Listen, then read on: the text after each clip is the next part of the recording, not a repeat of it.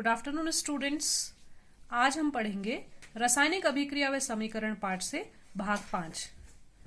पिछले वीडियोस में मैंने आपको रासायनिक अभिक्रिया के प्रकार, रासायनिक समीकरणों को संतुलित करना आदि बताया था, जिसमें एक थी वियोजन अभिक्रिया।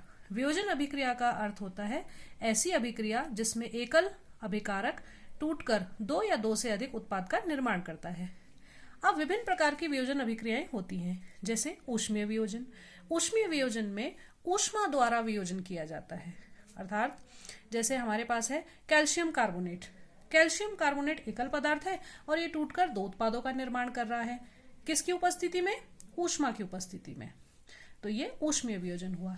दूसरा है वैद्युत वियोजन। जब विद्युत धारा प्रवाहित करके वियोजन होता है तो उसे हम कहते हैं वैद्युत वियोजन। उदाहरण के लिए है हमारे पास जल।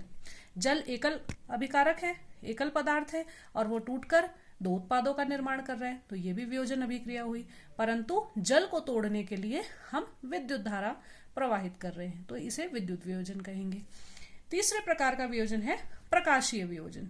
जब सूर्य के प्रकाश की उपस्थिति में वियोजन होता है तो उसे प्रकाशीय वियोजन कहते हैं। उदाहरण के लिए सिल्वर क्लोराइड, जो ठोस अवस्था में है, सूर्य के प्रकाश में रखने पर दो उत्पादों में वियोजित हो जाता है, टूट जाता है, सिल्वर और क्लोरीन गैस में।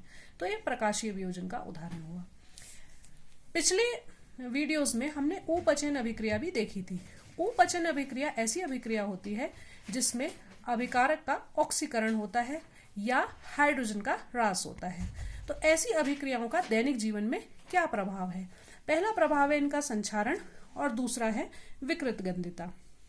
संक्षारण क्या है? बच्चों, आपने देखा होगा लोहे की वस्तुओं को अगर हम वायु में या जल के आसपास या नमी वाले एटमॉस्फेयर में रखते हैं तो उसमें जंग लग जाती है। वो भी संक्षारण का ही उदाहरण है। संक्षारण होता है जब कोई धातु ऑक्सीजन, आर्द्रता, अम्ल आदि के संपर्क में आती है तो धातु की ऊपरी परत कमजोर व संक्षारित हो जाती है। इसी को संक्षारण कहते हैं। उदाहरण के लिए लोहे में जंग लगना, चांदी के ऊपर काली परत जम जाना, तांबे के ऊपर हरी परत चढ़ जाना, ये सभी संक्षारण के उदाहरण हैं, जिससे हमारी धातु क्षीण हो जाती है, कमजोर हो जाती है और संक्षारित हो जाती है। तो संक्षारण से बचाव कैसे किया जाए? बचाव के लिए हम विद्युत लेपन या इलेक्ट्रोप्लेटिंग अपनाते हैं, या हम अपनी धातुओं को पेंट भी कर सकते हैं। विकृत गंधिता। विकृत गंधिता भी उपचयन का ही उदाहरण है। इसमें वसा युक्त और तैलीय खाद्य सामग्री जब वायु के संपर्क में आती है तो उपचयित हो जाती है या ऑक्सीकृत हो जाती है, या कह सकते हैं उसमें ऑक्सीजन का योग हो जाता है, जिससे उस खाद्य पदार्थ के स्वाद व गंध में परिवर्तन आ जाता है। इसे हम विकृत गंधिता कहते हैं।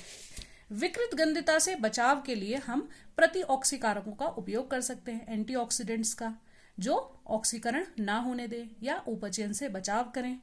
वायुरोधी बर्तन में अगर हम खाद्य सामग्री रखेंगे तो हमारी खाद्य सामग्री वायु के संपर्क में नहीं आएगी, तो उसका उपचयन बच जाएगा।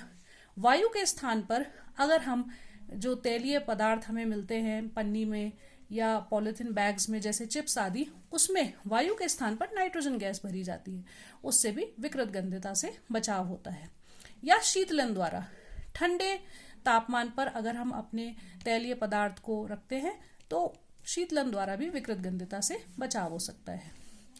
अब बच्चों, आपके लिए दो प्रश्न मैंने दिए हैं, ये आप सॉल्व करेंगे। श्वसन को ऊष्मक्षेपी अभिक्रिया क्यों कहते हैं और वियोजन अभिक्रिया को उदाहरण सहित समझाइए। Thank you.